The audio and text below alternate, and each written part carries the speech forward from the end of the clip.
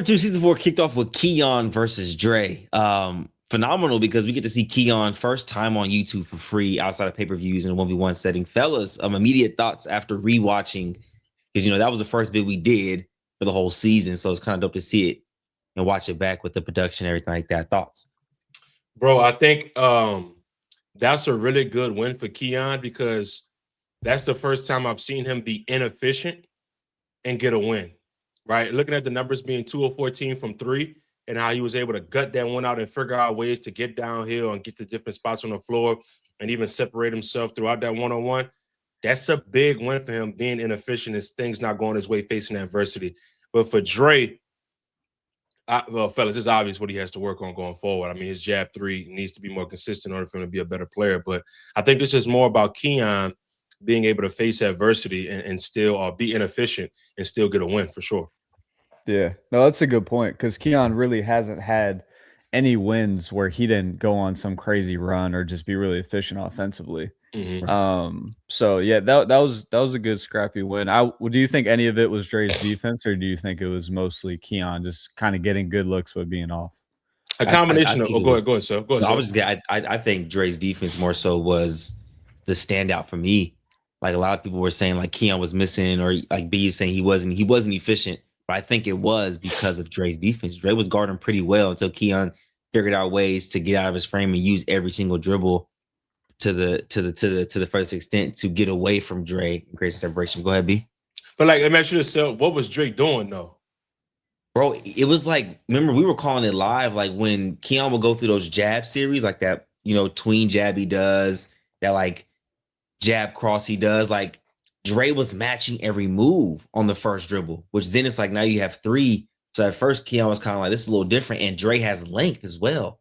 He's not no small guy. He's like 6'1", 6'2". So it definitely was an adjustment for Keon because Dre was just as athletic as well. Yeah. So yeah. I think for Dre, bro, I think instead of, let's say that jab 3 is not going, even on some of his drives where he would get to the mid-range, he was still trying to ball fake and trying to step through instead of just rising up over the top. Because to be honest with you, dude is sneaky athletic. I don't know if very athletic, yeah. Bro, he beat Zoe or somebody, and he just did like how you bounce the ball like this and you go and dunk it. He did a reverse off that. So he can rise up over the top of guys and shoot the basketball. I just wish he would have been more, what's what I'm looking for? Decisive in some of his possessions, especially in the ones that could have changed the entire momentum of the game. But he'll learn for sure. Yeah. He did definitely have a few middies that on the turnaround he would pump fake and then get stuck. So I think the overall story for Dre was just work on the jab 3. I think that's more of a mental thing. And then just be more decisive, like because his mid range, a lot of the good athletes like that are good mid range players, and I feel like, and I like the way his mid range shot looked and everything. He just didn't make enough, really. Yeah. He's gonna be good though. Like I don't think people were like. I didn't see the reception where people hard on him or where they like, oh, he's going to be good, or I didn't read comment section. I ain't gonna lie to you. Yeah, the comment section more so wasn't even. Nah, they weren't bashing either player. I think they said it was a good bump. They were more so talking about the travel call and travel calls and stuff like that. I think one call was like at the 22-minute mark. We said it was clean. Watching it back, Keon did travel, was a great call by the ref, but it was such a marginal movement. When in real time, it was hard to tell, but he saw it in real time. So I was like, that was phenomenal. But I then even said in my reaction video, if you go back and watch every play on the basketball court, 99% of the time, it's either a travel or a foul or something if you slow-mo it. So in real time, sometimes stuff is just going on a lot. So you miss it. Like refs have human error, but also they can catch, when it's actually a travel. I think that's a good call. But I think too for Dre, when he came to talk to us after the game, was more so just like, we were reiterating what his corner was telling him. Like Kel was saying, bro, shoot the jab 3 because then it opens up the pump fake. Don't even think about it. He was thinking about it, shooting, then fading away, not sticking the shot. And it's just like, if you're not confident, I mean, man, Keon probably was sitting there like, I could buy a few possessions. I could take some risk here because he's not confident in his jump shot. And he wasn't putting no pressure on Keon necessarily with the pace or shooting the ball. So it was like, it was one thing for him. It was either hard to the rim, trying to back Keon down, or was in the mid-range where Keon could contest, but Keon was giving him 3 to 4 feet of space from the 3-point line. Yeah. Yeah. You know, it's crazy watching him in Frigga facility and even watching him against Zoe. He was knocking stuff down. I think this could be a case of my first game on TNC. I'm kind of tight out there. It really could be that. Like I'm playing Keon. I done watch Keon beat Reese, beat Kel, beat Burke. This is arguably a top 5 guy on TNC. You can make the argument. I'm saying you can make the argument, and it's kind of like, oh, this is my first game. It's my debut. Everybody's watching. I want to go to something that's for sure. And all of a sudden, your confidence isn't as high as it normally is because watching him against Zoe, bro, it was like I'm like, oh, he next up for sure. You know, but he's good. He good. He'll figure it out. Fellas, question for both of y'all. Does Keon go? Where does Keon go from here? Because he's beating the Kel, he's beating the Reese, he's beating the Burke. Now he gets his YouTube debut. Like, where does he go from here? Keon. I want to see that. And I mean, when I was watching the spar live of Keon and Moon, I mean, Keon was doing Moon Jurassically dirty. I was like, oh man, I gotta see this to 30 because it looked bad out there. I'm gonna keep it a bean. I want to see that though, to 30 though. Moon and Keon really interest me a lot. Yes. I think did y'all watch that spar? Nah. Yeah, I was front row. Millie, that's when you had the back joint. Yeah. Bro, in real time, it was because remember at the time I was playing Bug, so I'm sitting there between possessions watching them. And then me and Bug get done, and then I'm sitting there watching. I'm like, oh, he's like frying right now. It was OD. Yeah. Well, people go ahead, Millie. My bad. Moon's a lights on guy though. He's a different player when the lights are on. Big time.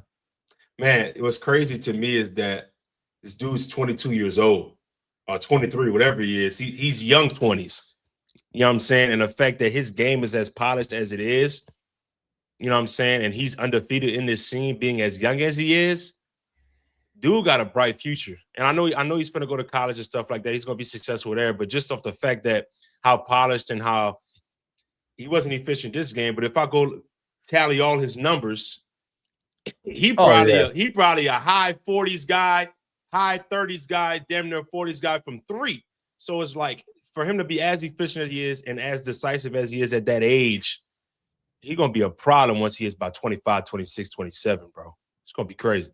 Well, I mean, I got a question for you though. Like, he's going to college pretty soon here, so these games kind of have to happen quick. We're in April already tomorrow, so it's like April, May, June. You really start going back to school early July, right? So it's like you really don't have a lot of time for a lot of buildup. These games kind of have to happen because during season, I imagine the coach is like, "Nah, we give you NIL to be here." Yeah.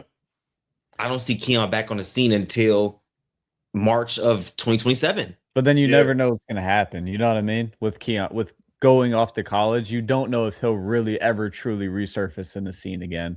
Facts. You really don't. If me personally, I say fly him out to the Frigga facility, play these games. I just want to see the games. Like, I understand the production and everything behind it, but I would really just like to see like Moon and Keon play a 1v1. Moon and Keon or Cam and Keon right now? What'd you rather see? I'd rather see Moon, but it sounds like I'd rather see Cam. I'm not mad at the Moon one. I think a Cam and Keon pay-per-view would be crazy just because of the energy. I think that'd be have more crazy energy than the Moon and Keon pay-per-view right now. If I had to rank those two, I think a Cam and Keon would be more energy just because of what Cam brings. But a Moon and Keon would be freaking phenomenal. I would like to see both play them like within 3 weeks of each other, or playing back to back and then just drop them later, or I don't know. Put them all in the Frigga facility for a few nights. Let them all do a round robin tournament. Those 3. Fuck it. Like, that's great content. Like, round robin tournament. Who coming out? Huh? Who coming out, Billy? Keon. Round robin tournament. Who coming out? Wait. Between those 3? Keon. You think Keon's coming out? Moneyline Key, man. I like that idea, Billy. 3 guys, same stature, same weight. Bro. Oh, wingspan. Bro, you can't, and like, I'm not even sold that the whole shebang of doing like making it this like really big moment would even do more views on YouTube. Like, I think if you just You could get us there for commentary if you want to, but just play the game. I think that would be cool, bro. I think that would be a nice little switch up. And plus, it's just kind of like what has to happen because Keon's about to leave. I love it. I'm not mad at the TNC League of that or just dropping it or doing both. TNC League early, drop it later. But that round robin right there, I got Keon coming out, man. That would grow Keon on YouTube, right? Yeah, it would. Yeah. I think that's another thing too. Like these guys, that's another thing I love about this season, bro. A lot of guys like a C4, like a Lat, like a Keon, they get to grow their fan base on YouTube, bro. Like a lot of people have seen them, but a lot of people just, I don't know, just seeing a game on YouTube it just hits different for me. It just hits different. It does. You know, it definitely does. I'm happy for those guys to get that because all three of us got our shebang. Yeah, from our big moments on YouTube, and people just started to come back and watch us every single day. So I'm glad to get the opportunity to get that. If you're seeing this, go to the next chapter comments and fight for this to happen. The mini tournament between Keon, Cam, and Moon. You can say we sent you, but like let's make this happen. I don't see why not. Yeah, I think all three of them would do it. Is Dre a part of that medium guard faction? Yeah. Right? Yeah, I mean he's 6'1", 6'2". He's in the Day Kale, Lat, Moon. He's in like, but you know what's so crazy when I say 6'1", 6'2", it's like Rob is like that height. Yeah. But he's just bigger than a lot of the guys. Yeah, he's just like muscle wise. So it's kind of crazy saying medium guard and we say Rob is a heavyweight type of guy, but Rob really is in that class too. Well, yeah, Nas is 6. As much as Nas likes to say he's 6'4", Nas about 6'2.5", 6'3" max. Not 6'2", good man. Shoes on. Good shoes on. 6'3", Millie, no way. Nas is 6'2". If it's like some OD shoes, he 6'3". But like I'm saying, he's about 6'2.5". He definitely is flat. He's flat-footed. So it's no arch there. It's here. So that little inch, it drops. Hey, fellas, I think a school snatch him the other night. Ha! And he's switching with. I ain't never seen a flat-footed ass run the way Nas did. Oh, bro. Hey, listen. Any last thoughts about the game or the production of the first episode of the season? Great start. I'm mad we had the bug, though. The bug, and they had to delete it and repost it. So, it gets better. It keeps getting better for the season. Tune in. There's some really good games that go down the wire. Yeah. Absolutely. Ladies and gentlemen, ABC crew will be here to give our analysis even after our commentary we do on the vids because it's kind of dope for us to watch it back with you guys. So we'll be dropping these vids hopefully every Tuesday, Thursday, Saturday. So it kind of goes in order after every video. Try to be consistent for you guys, man. And we're going live every Monday and Thursday at 11 a.m. Eastern on the ABC Crew YouTube channel. Appreciate you guys. Peace.